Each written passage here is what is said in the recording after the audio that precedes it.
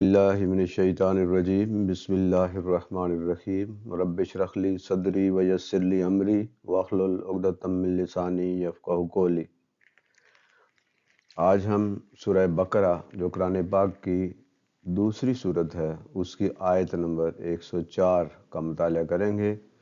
یہ سلسلہ ہے ان اسباق کا جو ہم نے شروع کیے ہیں، جن کے بارے میں اس سے پہلے کے جو لیکچر ہیں ان میں یہ بتایا گیا ہے کہ قرآن حکیم میں 89 ایک کم 90 یعنی 89 آیات ایسی ہیں جو یا ایھا الذین آمنو سے شروع ہوتی ہیں۔ اس میں 88 آیات یا ایھا الذین آمنو سے شروع ہوتی ہیں، اور ایک آیت جو ہے جو سورہ احزاب کی ہے اس میں یا ایھا الذین آمنو درمیان میں ہے۔ تو یہ 89 آیات ہیں جن میں یا ایھا الذین آمنو کہہ کر اہل ایمان کو مخاطب کیا گیا ہے، اور یہ وہ آیات ہیں جن میں مومنوں کو کوئی کام کرنے کا حکم دیا گیا یا کسی بات سے منع کیا گیا، اور یہ وہ آیات ہیں جن میں جو احکامات دیے گئے وہ ہر مسلمان پر، ہر مومن پر فرض عین ہے، یعنی ہر مومن نے ہر حال میں ان کاموں کو کرنا ہے جن کا حکم دیا گیا ہے، اور ان کاموں سے رکنا ہے جن سے روکا گیا ہے۔ تو آج ہم اس سلسلے کی جو پہلی آیت ہے جو سورہ بقرہ کی آیت نمبر 104 ہے اس کا مطالعہ کریں گے۔ بسم اللہ الرحمن الرحیم۔ تو آیت ہے یا ایھا الذین آمنوا لا تقولوا راعنا وقولوا انظرنا واسمعوا وللکافرین عذاب علیم۔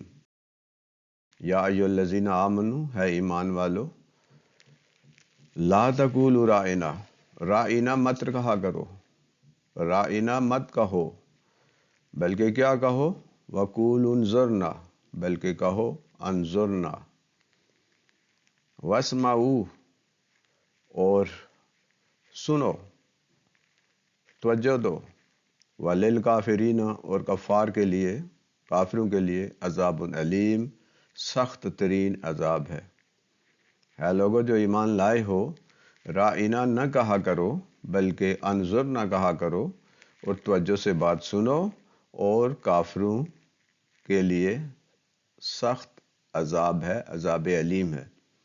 راعنا کے معنی ہماری طرف دیکھیے یا ہماری طرف توجہ فرمائیے۔ نبی صلی اللہ علیہ وسلم کو مخاطب کرنے کے لیے اہل ایمان جب حضور صلی اللہ علیہ وسلم کو بات کرتے، جب کوئی سمجھاتے، تو بعض اوقات صحابہ اکرام کو جب کوئی بات سمجھ نہ آتی اور نبی صلی اللہ علیہ وسلم کو اپنی طرف متوجہ کرنا چاہتے تو صحابہ اکرام ان سے فرماتے راعنا، یعنی ہے نبی آپ ہماری طرف توجہ فرمائیے، آپ ہماری طرف دیکھیے، آپ ذرا ہمیں پھر سے سمجھائیے کیونکہ ہمیں یہ بات سمجھ نہیں آئی۔ تو حضور صلی اللہ علیہ وسلم کو مخاطب کرنے کے لیے، حضور صلی اللہ علیہ وسلم کو اپنی طرف متوجہ کرنے کے لیے اہل ایمان راعنا کہا کرتے تھے، یعنی ہے نبی یا ہے رسول ہماری طرف توجہ فرمائیے۔ یہ جو لفظ مسلمان کہا کرتے تھے راعنا، یہ لفظ تو درست تھا، ٹھیک تھا، لیکن یہودی اور منافقین جب آپ سے مخاطب ہوتے تھے تو وہ یا رسول اللہ کے بجائے یا محمد کہتے تھے، اور راعنا کے لفظ کو بگاڑ کر راعینا یا راعنا کہتے تھے، جس کے معنی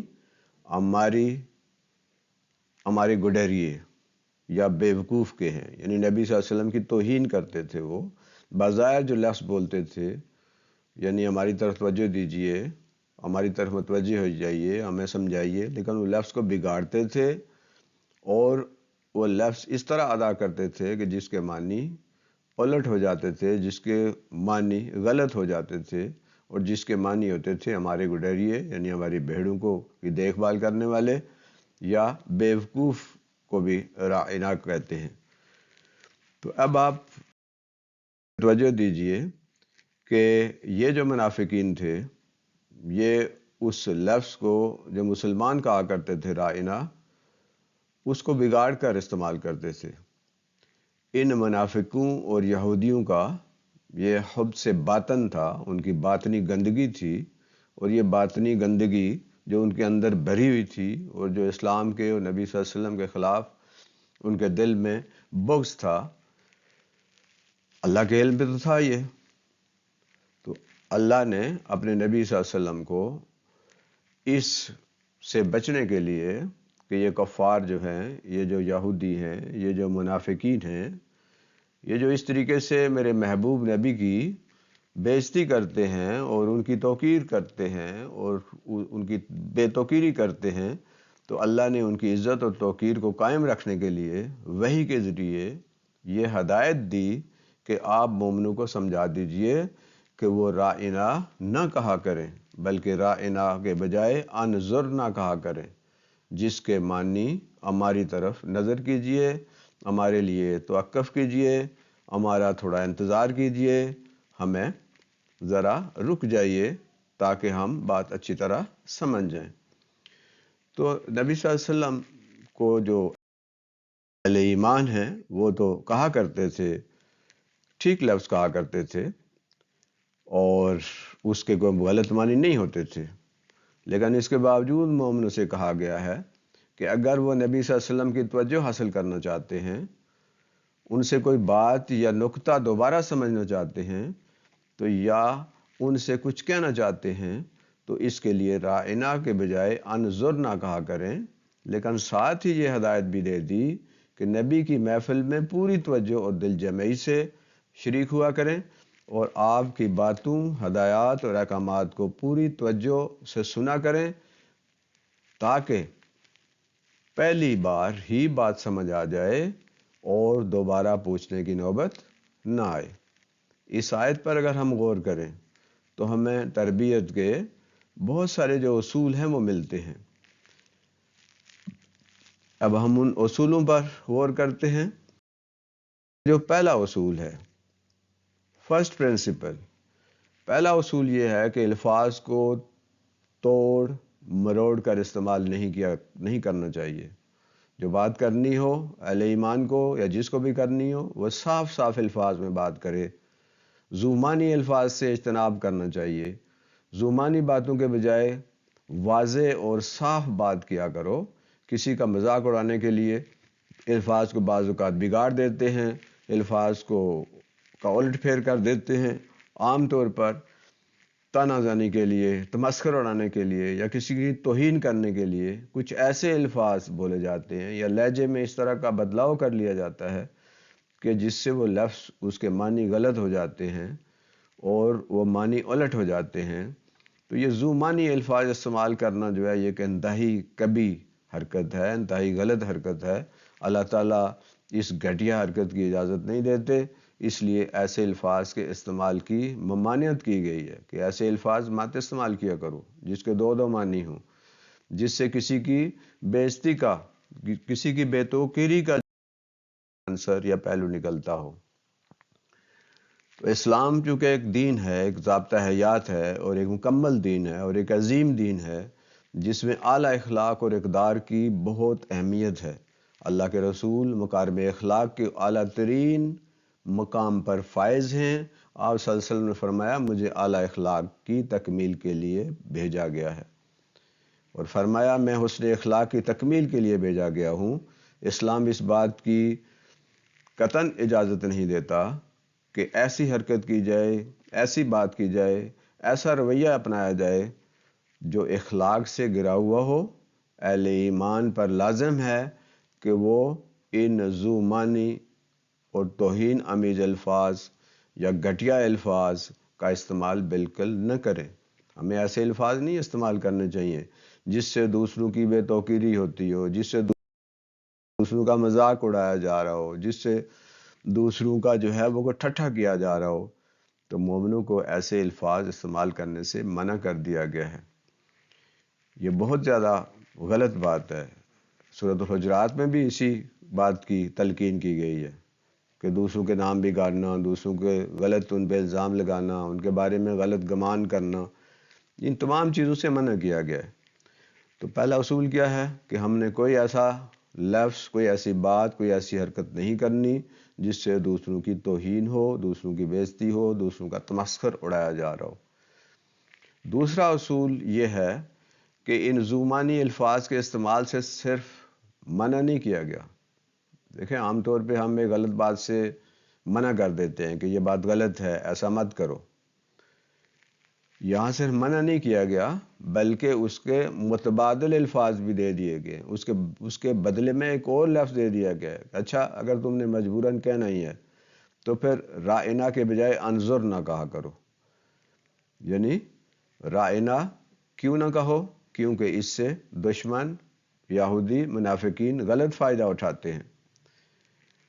اور یہ دیکھیں کہ تربیت کا یہ ایک بڑا بنیادی اور نہایت ہی بنیادی اصول ہے اور نہایت اہم اصول ہے کہ جو بھی زیر تربیت افراد ہوں، جن کی بھی تربیت کرنی ہو، چاہے اپنی اولاد ہو، چاہے اپنے شاگرد ہوں، چاہے اپنے دوست احباب ہوں، اپنے اہل خانہ ہوں، جب ان کی تربیت کریں اور وہ کوئی غلط حرکت کر رہے ہوں تو ان کی اس غلط حرکت سے انہیں روکنا ضروری ہے، لیکن روکنے کے ساتھ ساتھ انہیں اس کا کوئی متبادل بھی دیا جانا چاہیے۔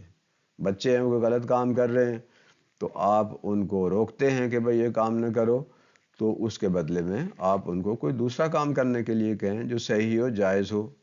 جو لوگ نشے میں مبتلا ہوتے ہیں ان کو نشہ چھڑانے کے لیے آپ کو معلوم ہے کہ ان کو کوئی دوسری ایسی چیز دی جاتی ہے کہ وہ اس کی طرف متوجہ ہو جاتے ہیں جو کم نقصان دہ ہوتی ہے، اور پھر اس طرح آہستہ آہستہ ان سے وہ نشہ جو ہے وہ چھوٹ جاتا ہے۔ تو اصول کیا بنا کہ جب بھی آپ کسی چیز سے منع کریں، کسی بات سے روکیں، تو پھر اس کے بدلے میں کوئی متبادل بھی دیں۔ یہ چیز مت کھاؤ تو پھر کیا کھاؤ؟ اس کے بدلے میں یہ چیز کھاؤ۔ یہ جو تم دیوار پہ لکھ رہے ہو یہ مت لکھو، پھر کہاں لکھو؟ نوٹ بک پہ لکھو، اپنی کاپی پہ لکھو، اپنی جو رائٹنگ پیڈ ہے اس پہ لکھو، وائٹ بورڈ پہ لکھو۔ تو ایک متبادل دینا ضروری ہوتا ہے۔ جب بھی ہم کسی چیز سے منع کرتے ہیں تو یہ ضروری ہے کہ ہم اس کا کوئی متبادل دیں، اس کا کوئی الٹرنیٹ دیں۔ اس طرح تربیت جو ہے وہ بہتر ہوگی۔ ورنہ کیا ہوگا کہ وہ بندہ ہو سکتا ہے کہ سختی اور مجبوری کی وجہ سے وہ چھوڑ دے، لیکن جو ہی وہ سختی اور مجبوری یا وہ نگران وہاں سے ہٹے گا تو وہ دوبارہ سے وہی کام کرنا شروع ہو جائے گا۔ تو تربیت کے لیے ضروری ہے کہ جب ایک کام سے روکا جائے تو اس کا متبادل بھی دیا جائے۔ ہم اور ہمارے بڑے اپنے ماتحتوں کے لیے، اپنے ارد گرد کے لوگوں کو، اپنی اولاد کو، اپنے شاگردوں اور زیر تربیت افراد کو منع تو کرتے ہیں لیکن متبادل نہیں دیتے، جس سے ان کے لیے وہ کام یا عادت چھوڑنا مشکل ہو جاتا ہے۔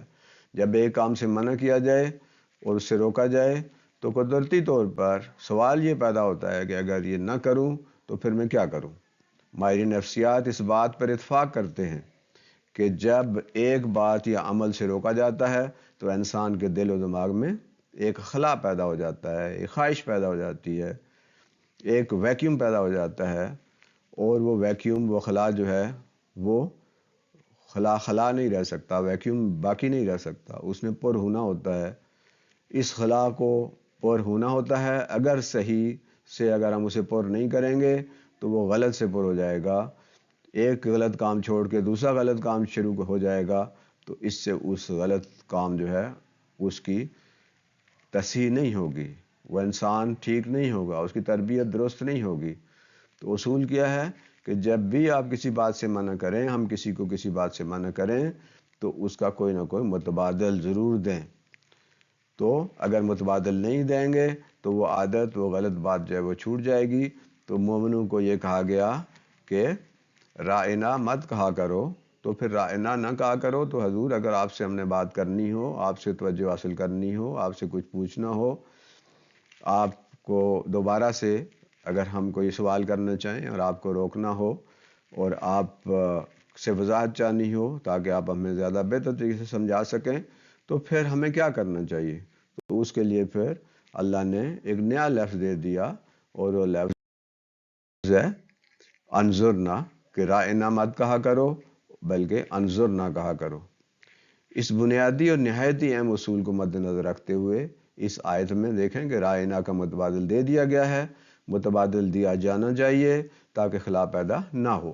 بچوں اور زیر تربیت یا زیر اثر اور ماتحت افراد کو ہم بات بات پر منع تو کرتے ہیں، اگر وہ غلطی کریں ہم اسے غلطی سے روکتے تو ہیں، وہ مجبوراً منع ہو جاتے ہیں، لیکن ان کے دل اور ان کے دماغ میں کچھ نہ کچھ تو چلتا رہتا ہے، وہ کچھ نہ کچھ کرنے کی خواہش تو رکھتے ہیں۔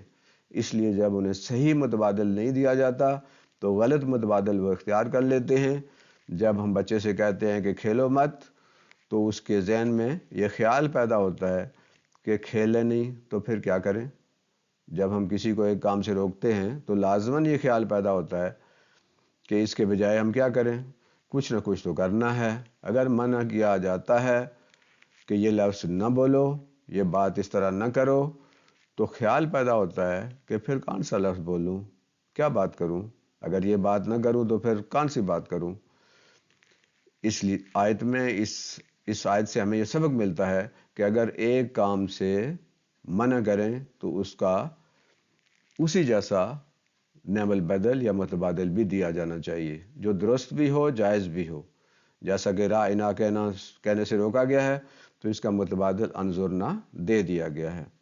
یہ قرآنی حکمت ہے اور تربیت کا ایک زبردست اصول ہے، یعنی جب آپ کسی چیز سے منع کرتے ہیں تو اس کا کوئی نہ کوئی متبادل ضرور دیں۔ تیسرا اصول ہے کہ ہمیں اپنوں کی تربیت جو ہے وہ پہلے کرنی ہے۔ یہ بیان کیا گیا ہے کہ رائنا کو دیکھیں، اب اس آیت سے ہمیں پتہ چلتا ہے کہ یہ جو رائنا کا لفظ ہے یہ مسلمان جو استعمال کرتے تھے، مومنین جو استعمال کرتے تھے، وہ تو صحیح معنوں میں استعمال کرتے تھے۔ رائنا کو بگاڑ کر رائنا یا رائینہ کے جو زومانی الفاظ تو یہودی اور منافقین استعمال کرتے تھے، لیکن انہیں منع نہیں کیا گیا۔ منع کسے کیا گیا ہے؟ اہل ایمان کو، اللہ اور اللہ کے رسول پر ایمان لانے والوں کو۔ اب بجائے اس کے کہ وہ یہودیوں اور منافقین کے پیچھے بھاگتے پھریں اور انہیں منع کرتے پھریں، وہ تو دشمن ہیں، وہ تو منع نہیں ہوں گے، وہ تو اور زیادہ بگاڑ پیدا کریں گے۔ تو اس آیت میں منع کسے کیا گیا ہے؟ اپنے ایمان والوں کو، اپنی جماعت کے لوگوں کو، اپنے گروہ کے افراد کو۔ ان کو منع نہیں کیا گیا جو غلط لفظ استعمال کیا کرتے تھے، انہیں نظر انداز کر دیا گیا ہے۔ اور مومنوں کو منع کیا گیا ہے کہ آپ لوگ یہ الفاظ استعمال نہ کریں۔ حالانکہ یہ الفاظ اگر مسلمان استعمال کرتے بھی تھے تو وہ صحیح معنوں میں استعمال کرتے تھے۔ تربیت کا یہ کیسا اچھا اور نفسیاتی اصول ہے، اور یہ ایک قدرتی انداز ہے کہ اگر کوئی دوسرا گالی نکال رہا ہے، بدتمیزی کر رہا ہے، بد تہذیبی کا مظاہرہ کر رہا ہے، تو بجائے اس کے کہ اس کے پیچھے پڑنے کے اور اس پر اپنی توانائیاں ضائع کرنے کے، اس کے خلاف محاذ کھڑا کرنے کے بجائے بالکل ہی اسے نظر انداز کرتے ہوئے اپنی اور اپنے ساتھیوں کی تربیت کی جائے، اور جواب الجواب کے بجائے اپنا راستہ اور اپنا طریقہ بدل لیا جائے۔ اس سے مخالفت کرنے والا ہے وہ خود ہی پیچھے ہٹ جائے گا، مجبور ہو جائے گا۔ لیکن یہ بات بہت صبر کا کام ہے، لیکن یہ جو ہم ایسا کرنا مشکل ہے، بہت صبر کا مظاہرہ کرنا پڑے گا، بہت زیادہ جو ہے یہ ایسا کام ہے کہ بندے کو غصہ آتا ہے، بندے کی طبیعت خراب ہوتی ہے، بندہ جو ہے اس کا ضمیر جو ہے وہ اندر سے اور دل کہہ رہا ہوتا ہے کہ یہ غلط حرکتیں کر رہا ہے، ہمارے نبی صلی اللہ علیہ وسلم کی توہین کر رہا ہے۔ تو پھر ہم تو غصے میں آتے ہیں، جذبات میں تو آتے ہیں، لیکن یہاں ہمیں سمجھایا گیا ہے کہ جو توہین کر رہے تھے، جو غلط باتیں حضور صلی اللہ علیہ وسلم کے بارے میں منسوب کر رہے تھے، ان کے پیچھے پڑنے کے بجائے، ان کو جواب دینے کے بجائے اپنی جو جماعت ہے، اپنے جو اہل ایمان ہیں، ان کو سمجھایا گیا ہے کہ بھائی آپ یہ لفظ ہی مت بولو، کیونکہ یہ وہ لفظ ہے جس کے ذریعے ہمارے دشمن فائدہ اٹھاتے ہیں، لہذا آپ رک جاؤ، آپ اس لفظ کو مت بولا کرو۔ تو اس لیے یہ دیکھیں کہ اتنی زبردست تربیت کی بات ہے کہ بجائے اس کے کہ ہم دشمن کے پیچھے پھرتے رہیں، ہم ان کو جو ہے وہ لتاڑتے رہیں، ہم تو یہ کہتے ہیں کہ اینٹ کا جواب جو ہے پتھر سے دو، لیکن یہاں تو بالکل دوسری بات کر دی گئی ہے کہ اپنا حق چھوڑ دو۔ بھائی آپ تو ٹھیک لفظ استعمال کر رہے تھے، مومن تو رائنا جو کہتے تھے وہ تو ٹھیک معنوں میں استعمال کرتے تھے، لیکن اس کے باوجود انہیں منع کر دیا گیا۔ یہ ایک بڑی جذباتی ذہانت کی بات ہے۔ ایک دور تھا جب دماغی ذہانت جو ہے اس کے بارے میں بہت زیادہ اس کو اہمیت تھی، لیکن آج کے دور میں اس سے کہیں زیادہ جو ہے جذباتی ذہانت کی اہمیت ہو گئی ہے۔ کامیاب وہی شخص ہوتا ہے جو اپنے جذبات کو قابو میں رکھتا ہے، جو اپنی جذباتی ذہانت کا مظاہرہ کرتا ہے۔ تو یہاں اسی جذباتی ذہانت کے استعمال کا اصول بیان کیا گیا ہے، سمجھایا گیا ہے کہ دشمن پر اپنی توانائیاں ضائع کرنے کے بجائے اپنا طریقہ کار بدل لو اور اپنا راستہ بدل لو، اور دشمن کو موقع نہ دو کہ وہ آپ پر حملہ کر سکے۔ اپنی توانائیوں کو ان باتوں پر ضائع نہ کرو، بلکہ اپنے رویے اور طریقہ کار کو بدل لو۔ پس مومنوں کو لازم ہے کہ وہ جذباتی ذہانت کا مظاہرہ کریں، غصے میں نہ آئیں، کیونکہ غصہ جو ہے عقل کو کھا جاتا ہے۔ دشمن چاہتا ہے کہ آپ جذبات میں آ جائیں، جذبات میں آ کر غلط فیصلے کریں، غصے میں آ جائیں، توڑ پھوڑ کریں اور ایسی باتیں کریں جس سے دشمن کو موقع مل جائے آپ کو دہشت گرد کہنے کا، آپ کو اور اسلاموفوبیا جو ہے پھیلانے کا اسے موقع مل جائے کہ دیکھیں مسلمان ایسے ہیں۔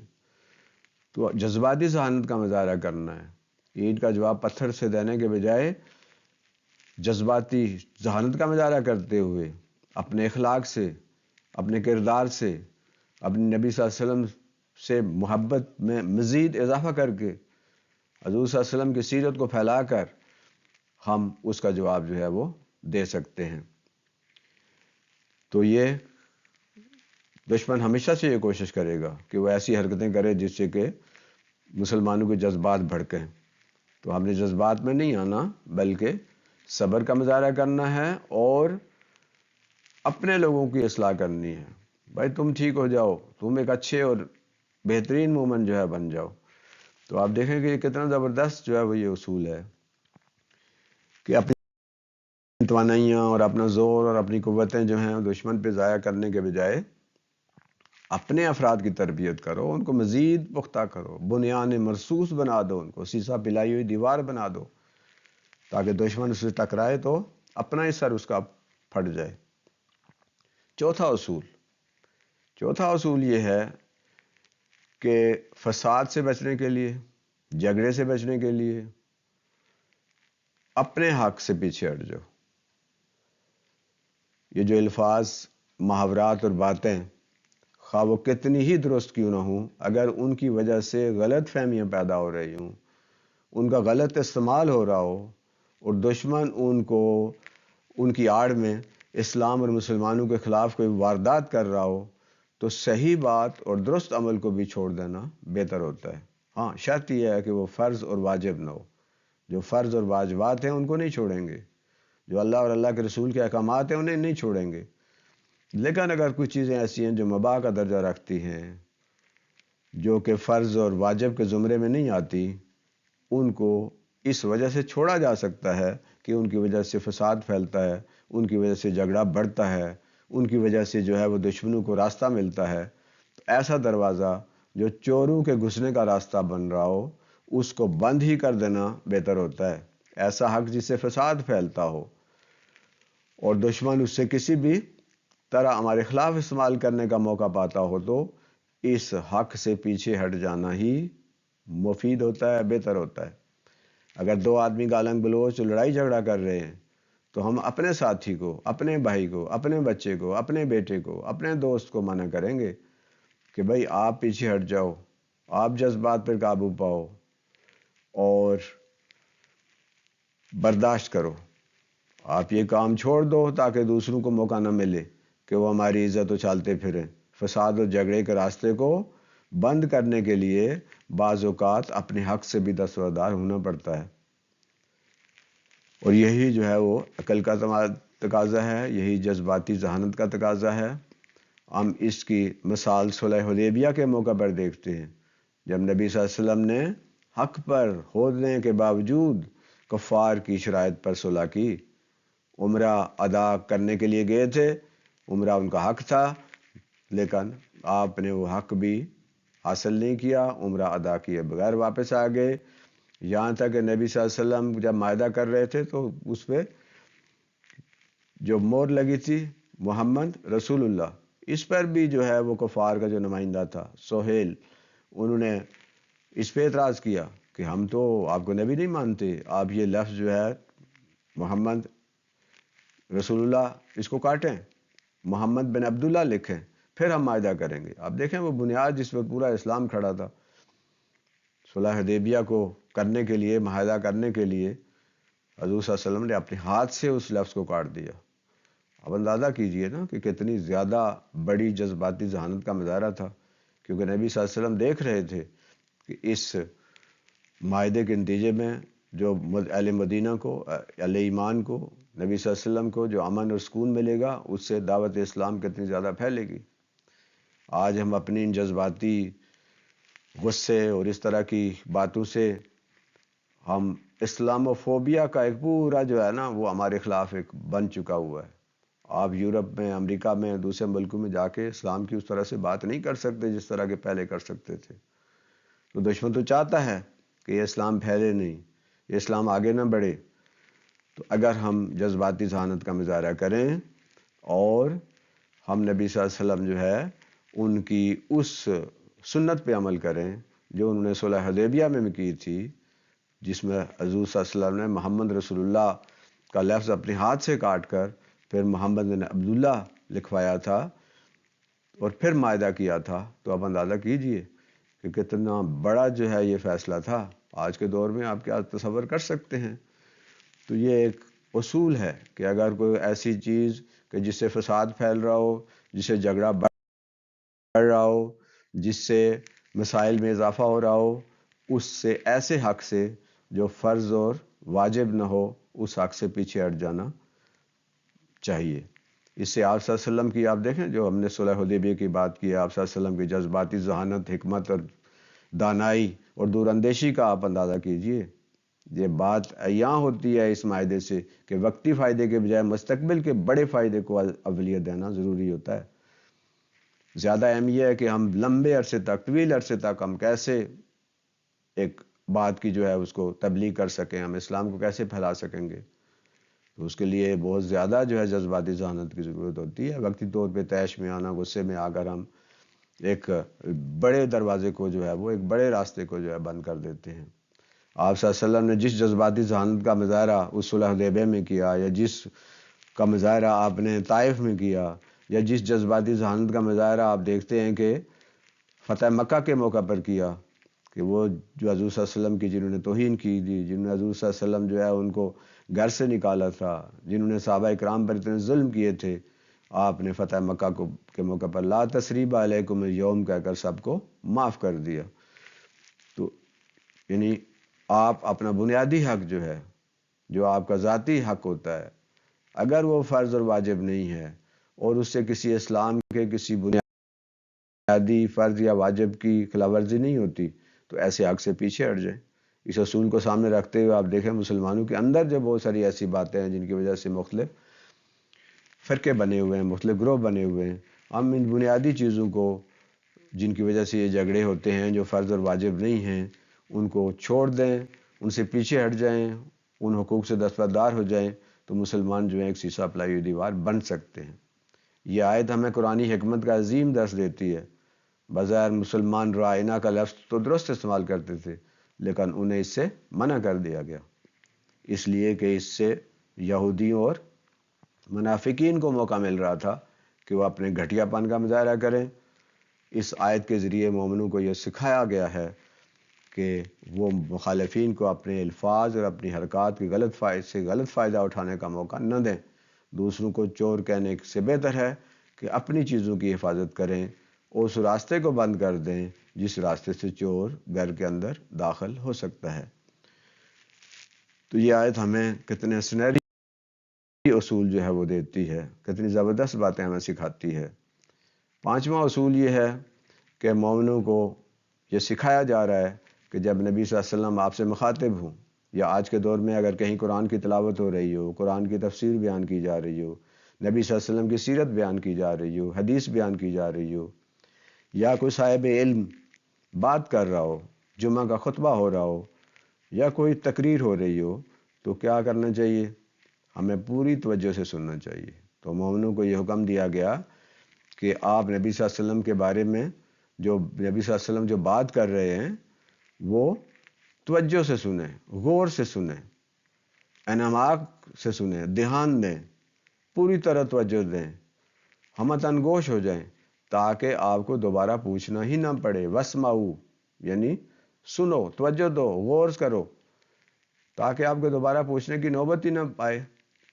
تو یہ ہدایت دی جا رہی ہے کہ اگر آج کے دور میں بھی اگر کوئی ہمارا لیڈر ہے، کوئی قائد ہے، کوئی امیر ہے، لیڈرشپ اس کا نمائندہ ہے، وہ کوئی ہدایت دے رہے ہیں یا کوئی سکھانے والا کوئی سکھا رہا ہے، استاد کوئی سکھا رہا ہے، کلاس روم میں ہم ہیں اور ہم کچھ سیکھنے کے لیے بیٹھے ہوئے ہیں، کوئی ٹریننگ ہو رہی ہے، تو ہمیں غور سے سننا چاہیے، اس پہ توجہ دینی چاہیے، پورے انعماق اور دھیان سے متوجہ ہو کر سکھانے والے اور مخاطب کی بات اور اس کی ہدایت کو سنا جانا چاہیے اور اسے سمجھا جانا چاہیے، تاکہ دوبارہ پوچھنے کی نوبت ہی نہ آئے اور یہ کہنا ہی نہ پڑے کہ ہمیں ہماری طرف توجہ دیجیے، تاکہ یہ رائنا یا انظرنا ہمیں کہنا ہی نہ پڑے۔ واسمعوا یعنی پوری توجہ سے سنو، غور سے سنو، توجہ دو، لہذا جب کوئی بات ہو رہی ہو، کوئی درس دیا جا رہا ہو، کچھ سمجھایا جا رہا ہو، تو پوری توجہ سے بات سنو تاکہ دوبارہ پوچھنے کی نوبت ہی نہ آئے۔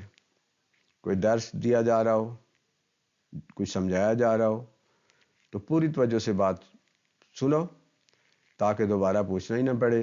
سیکھنے والوں کے لیے بہت ایک سنہری اصول ہے، بہت زبردست اصول ہے کہ پوری توجہ سے ہمیں سیکھنے پر اپنی توجہ دینی چاہیے، سکھانے والے پر متوجہ ہونا چاہیے، تاکہ سکھانے والا جو ہے وہ سکھانے کے اس کے مقاصد پورے ہوں اور ہمارے سیکھنے کے جو مقاصد ہیں جس کے لیے ہم گئے ہوئے ہیں، ہمارے وہ سیکھنے کے مقاصد بھی پورے ہوں۔ تو سیکھنے اور سکھانے کے لیے، تربیت حاصل کرنے کے لیے یہ ایک زبردست اصول ہے اور یہ ایک مسلمہ حقیقت ہے کہ سیکھنے کے لیے سب سے اہم جو اور بنیادی عمل توجہ سے سننا ہوتا ہے۔ اگر ہم پوری توجہ سے سنیں تو ہمارا سیکھنے کا عمل جو ہے وہ دو چند ہو جائے گا۔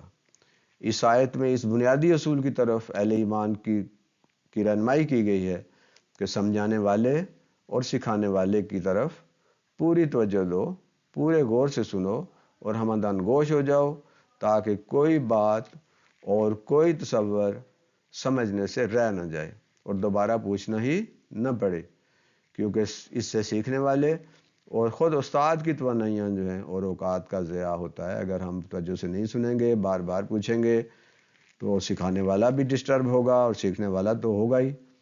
واسمعوا کہہ کر سمجھا دیا گیا ہے کہ توجہ اور غور سے سنو، دھیان دو، تاکہ دوبارہ نہ پوچھنا پڑے۔ سماعت جو ہے نا، سننا، دو طرح ہو، انگلش میں اس کے لیے دو الفاظ استعمال ہوتے ہیں، ایک ہوتی ہے ہیئرنگ اور ایک ہوتا ہے لسننگ۔ اب ہیئرنگ اور لسننگ میں فرق ہے، یعنی صرف سننا جو ہے وہ سننا کافی نہیں ہے، بلکہ سننا جو ہے ایک ایکٹیو پروسیس ہے، ایک فعال عمل ہے۔ سماعت وہی ہے جو فعال ہو کر کی جائے۔ فعال سماعت سے فہم میں بہتری آتی ہے۔ اگر آپ فعال ہو کر سن رہے ہیں، پوری توجہ سے سن رہے ہیں، تو آپ کا فہم اور آپ کی سمجھ جو ہے اس میں اضافہ ہوتا ہے اور یہ سمجھی ہوئی بات، یہ سنی ہوئی بات دیر تک جو ہے وہ یاد رہتی ہے۔ تنقیدی سوچ اور تحقیقی صلاحیتوں میں اس سے اضافہ ہوتا ہے، تعلقات میں بہتری آتی ہے، سکھانے والے کے دل میں جو باتیں ہوتی ہیں وہ زیادہ اچھے طریقے سے وہ سکھا سکتا ہے، سیکھنے والا جو ہے وہ بھی بہتر طریقے سے سیکھ سکتا ہے۔ ایک سیکھنے والے لوگ جو ہیں عام طور پہ ان کو تین طرح کے لوگوں میں تقسیم کیا گیا۔ ایک وہ لوگ ہوتے ہیں جو کہ ویژول لرنر ہوتے ہیں، یعنی دیکھ کر سیکھتے ہیں۔ دوسری قسم کے وہ لوگ ہوتے ہیں جو کسی چیز کو چھو کر سیکھتے ہیں، ٹچ کر کے سیکھتے ہیں، جنہیں کائنستھیٹک لرنرز کہتے ہیں۔ اور کچھ سیکھنے والے وہ ہوتے ہیں جو آڈیٹری لرنر ہوتے ہیں، جو صرف سن کر وہ سیکھ سکتے ہیں، اگر وہ چیزیں سنیں نہیں تو وہ نہیں سیکھ پاتے۔ یہ ایک مکس ہوتا ہے، یعنی یہ نہیں ہے کہ ایک بندہ جو ہے جو ویژول لرنر ہے وہ سارا کچھ دیکھ کے ہی سیکھے گا، یہ مکس ہے۔ لیکن کچھ لوگوں میں ویژول والی کوالٹی زیادہ ہوتی ہے، کچھ میں کائنستھیٹک والی زیادہ ہوتی ہے اور کچھ میں آڈیٹری جو خصوصیت ہوتی ہے وہ زیادہ ہوتی ہے۔ تو زیادہ تر لوگ جو ہیں، خاص طور پہ بچپن میں آپ دیکھتے ہیں تو بچے جو ہیں وہ سارا کچھ سن کر ہی سیکھتے ہیں۔ جو زبان ہم گھروں میں بول رہے ہوتے ہیں، ہمارا بچہ سن کے وہ زبان سیکھ جاتا ہے، چاہے وہ پشتو ہو، اردو ہو، پنجابی ہو، انگلش ہو، فرینچ ہو، عربی ہو، جو بھی گھر میں زبان بولی جائے گی اس کو بغیر گرامر کے وہ بچہ سن کے وہ زبان سیکھ جاتا ہے۔ یہ سننا بہت اہم ہے۔ تو یہ سننے کا عمل جو ہے اس میں یہ اس طرح توجہ دی گئی ہے صحابہ اکرام کو، مومنین کو اور آج کے اہل ایمان کو یہ حکم دیا جا رہا ہے کہ پوری توجہ سے بات کو سنا کرو، واسمعوا، غور سے سنو، تاکہ دوبارہ تمہیں پوچھنا ہی نہ پڑے، پھر وہ رائنا اور انظرنا کا مسئلہ ہی پیدا نہ ہو۔ اور یہودی اور منافقین جو ہیں اس سے غلط فائدہ ہی نہیں اٹھائیں. تو سننا بہت اہم ہے اور ایکٹیو ہو کے سننا بہت ضروری ہے. اگر ہم ایکٹیو ہو کے نہیں سنیں گے تو پھر ہمیں کچھ بات سمجھ نہیں آئے گی. چھٹا اصول اس آیت سے جو نکلتا ہے وہ یہ ہے کہ تم احتیاط کرو، اپنے الفاظ اور ایسی عادات اور اطوار سے باز آ جاؤ جو کسی فساد کا، جھگڑے کا یا غلط فہمی کا باعث بن سکتے ہو. تمہیں جس بات سے منع کیا گیا اس سے منع ہو جاؤ. جو نہیں مانتے وہ اللہ ان سے خود نپٹ لے گا. جو نہیں مانتے آپ لٹھ لے کے ان کے پیچھے تو نہیں پڑ سکتے، نہیں تمہیں لازمی ماننا ہے. زبردستی ہم نہیں منوا سکتے. ہمارا کام ہے وما علینا الا البلاغ المبین. ہم سیدھی بات جو ہے پہنچا دیں، واضح بات پہنچا دیں. ہم لٹھ لے کے زبردستی لوگوں کو ایمان میں داخل نہیں کر سکتے، اسلام کے دائرے میں داخل نہیں کر سکتے. اچھی اور بہتر انداز میں اسلام کا جو نقطہ نظر ہے، مسلمانوں کا نقطہ نظر ہے، ہمارے دین اور ہمارے نبی صلی اللہ علیہ وسلم کی جو سنت ہے اس کو ہم آسان طریقے سے، واضح طریقے سے، مؤثر طریقے سے پہنچا دیں. اب اگلا بندہ جو ہے وہ مانتا ہے نہیں مانتا، ہم اسے مجبور نہیں کر سکتے. تو اللہ نے ان کو اللہ کے لیے چھوڑ دینا چاہیے. اللہ نے ان کے لیے سخت ترین عذاب تیار کر رکھا ہے. اللہ خود بتا رہا ہے کہ میں نے ان کے لیے سخت عذاب تیار کر رکھا ہے. آپ نے تو پہنچا دی ہے بات، آپ نے سمجھا دی ہے.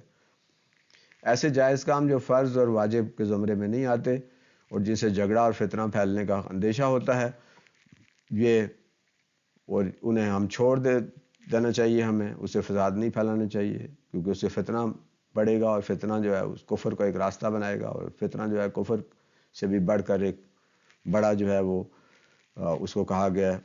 مسلمان رائے نہ کہتے تھے جو غلط نہیں تھا، لیکن اس سے منافقوں اور یہودیوں کو اور اسلام دشمنوں کو موقع مل رہا تھا.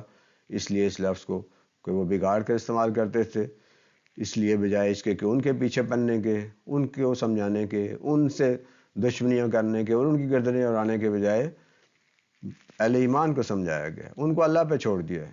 ان کو جانے دو، اللہ خود ہی ان سے نپٹ لے گا. یہ اللہ کا کام ہے کہ جو نہیں مانتے سیدھے طریقے سے آپ انہیں اللہ پہ چھوڑ دیں. یہ لفظ جو ہے جو فتنے کا دروازہ کھولتا ہے اور ایسی حرکت جو کہ فتنے کا دروازہ کھولتی ہو، جو دشمنوں کو موقع دیتی ہو، تو جو کہ یہ لفظ جو ہے رائنا یہ اس فتنے کا ان کو موقع دیتا تھا، تو اس لیے مومنوں کو اسے منع کر دیا گیا کہ بھئی آپ اس کو استعمال نہ کریں. تو آج کے مسلمانوں کے درمیان بے شمار ایسے کام ہیں جو جائز اور مباح تو ہیں، لیکن وہ فساد اور فتنے کا باعث بن سکتے ہیں.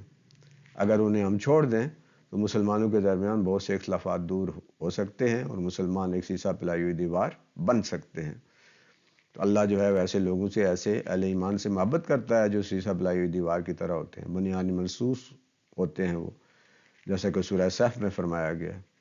تو کاش کہ ہم ان باتوں کو سمجھیں اور ان پہ توجہ دیں، ان پہ عمل کریں اور اس ایک آیت کو دیکھیں کہ ہمیں اسے کتنے سنہری اصول جو ہیں اللہ تبارک و تعالی ہمیں دے رہے ہیں. ساتواں اصول یہ ہے کہ مومن اس بات کی فکر نہ کریں کہ نبی اور اسلام کے دشمن نبی کی توہین کر رہے ہیں، بلکہ اسے اللہ پر چھوڑ دیں. وہ ان کفار اور اسلام دشمنوں کے لیے کافی ہے اور اس نے ان کے لیے دردناک عذاب تیار کر رکھا ہے. پھر ہم ان کے خلاف اپنی توانائیاں ضائع نہ کریں. اللہ کی طرف سے انہیں عذاب علیم کی وعید سنا دی گئی ہے.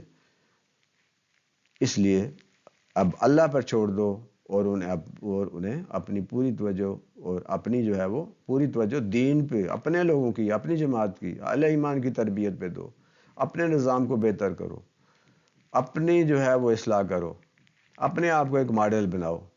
اور اس طرح جو ہے لوگ خود بخود ہی تمہاری طرف آ جائیں گے، اسلام کی طرف آ جائیں گے.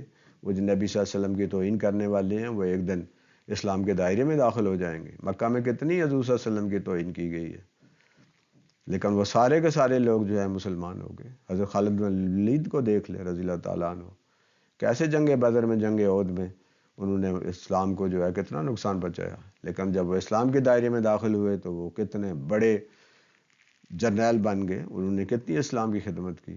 تو آج جو توہین کر رہا ہے کل ہو سکتا ہے کہ وہ بہت اچھا مومن بن جائے، بہت اچھا ایمان والا بن جائے. ہو سکتا ہے اسی کی وجہ سے اسلام جو ہے وہ پھیلتا چلا جائے. تو ہمیں ان آیات پر توجہ دینی چاہیے، ان پر غور کرنا چاہیے. تو ان باتوں کا اگر ہم آج کے اس لیکچر کا، اس آیت کا جو حاصل مطالعہ ہے، جو میرا حاصل مطالعہ ہے، آپ مجھ سے اتفاق کر سکتے ہیں، آپ مجھ سے اختلاف کر سکتے ہیں، آپ اس کا مزید مطالعہ کر کے یہاں سے مزید کچھ اصول جو ہیں واخذ کر سکتے ہیں۔ تو میرا جو خیال ہے، اس آیت سے ہمیں جو بنیادی اور سنہری اصول ملتے ہیں، ان پر ہمارے عمل و کردار پر اس کا بڑا اثر ہوتا ہے۔ اس میں جو پہلا اصول ہے، ذو معنی الفاظ کا استعمال ہمیں نہیں کرنا چاہیے، دوسروں کا مذاق نہیں اڑانا چاہیے، دوسروں کے وہ جو آج کل ہم نے لطیفے بنائے ہوئے ہیں، ایون کہ مسلمان اگر کوئی گروہ ہے یا غیر مسلم بھی ہیں، ان کے جو لطیفے بنے ہوئے ہیں، ہمیں وہ ایسے کام نہیں کرنے چاہیے، ہمیں کسی کو بدنام نہیں کرنا چاہیے، اس کو گھٹیا نہیں سمجھنا چاہیے۔ سارے انسان جو ہیں وہ برابر ہیں۔ تو ہمیں ان زبانی الفاظ، اس مذاق کو اور اس کو ہمیں چھوڑ دینا چاہیے اگر ہم ایمان والے ہیں۔ پھر دوسرا اصول یہ ہے جو ہمیں یہاں سے ملا ہے کہ جب ایک کام سے روکا جائے کسی کو، تربیت کا یہ بنیادی اصول ہے کہ جب آپ کسی کو ایک کام سے روکتے ہیں تو اس کام کو روکنے سے ایک خلا پیدا ہو جاتا ہے۔ تو یہ ضروری ہے کہ جس کام سے روکیں اس کے بدلے میں کوئی دوسرا کام اس کے ذمہ کریں، ایک بات سے منع کریں تو کوئی اور اس کو الٹرنیٹیو دیں، اس کا متبادل دیں کہ یہ کام نہ کرو تو یہ کرو۔ پھر اس کا جو تیسرا اصول ہے، دشمنوں اور غیروں پر اپنی قوت اور توانائی ضائع کرنے کے بجائے اپنی جماعت، اپنے ساتھیوں کی اصلاح کرو، ان کو اس قول و فعل سے روکو جو دشمنوں اور مخالفین کے لیے غلط راستہ جو ہے وہ فراہم کرتا ہو۔ چوتھا اصول یہ ہے کہ جب کوئی ہدایت دی جا رہی ہو، جب کوئی رہنما، استاد، لیڈرشپ بات کر رہی ہو تو اسے پوری توجہ سے سنا کرو، غور کیا کرو، تاکہ دوبارہ جو ہے پوچھنے کی نوبت ہی نہ آئے۔ تو غور سے سننا، توجہ دینا، پوری طرح اٹینٹیو ہو کے بات کو سننا سیکھنا، یہ بہت ضروری ہے، ورنہ پھر سمجھ نہیں آئے گی اور بار بار ہمیں پوچھنا پڑے گا، اور اس سے پھر استاد سکھانے والا بھی زچ ہوگا اور وہ صحیح نہیں سکھا پائے گا، اور ہمارے جو دوسرے کولیگ ہیں جو ساتھ ہمارے سیکھ رہے ہوتے ہیں ان کے لیے بھی ہم پریشانی کا باعث بنیں گے۔ اس لیے پوری توجہ سے ہمیں سکھانے والے کی طرف پوری توجہ دینی چاہیے اور پوری توجہ سے ہمیں سیکھنا چاہیے۔ اور پھر پانچواں اصول اس آیت سے جو ہم اخذ کرتے ہیں، ایسا قول یا فعل جو فرض یا واجب نہ ہو، فرض اور واجب کو ہم نہیں چھوڑیں گے، اور جس کا متبادل بھی موجود ہو اور اچھا متبادل موجود ہو، اگر وہ قول اور فعل کسی فتنے یا کسی فساد یا کسی نزاع کا باعث بن رہا ہو تو اسے چھوڑ دینا چاہیے۔ اور چھٹا اصول یہ ہے کہ دشمنوں اور مخالفین کے پیچھے پڑنے کے بجائے اپنی اور اپنی جماعت کی اصلاح کرنی چاہیے۔ اور ساتواں اصول یہ ہے کہ دشمنوں پر اپنی توانائیاں ضائع نہ کرو، انہیں اللہ پر چھوڑ دو، اللہ نے ان کے لیے سخت ترین عذاب تیار کر رکھا ہے۔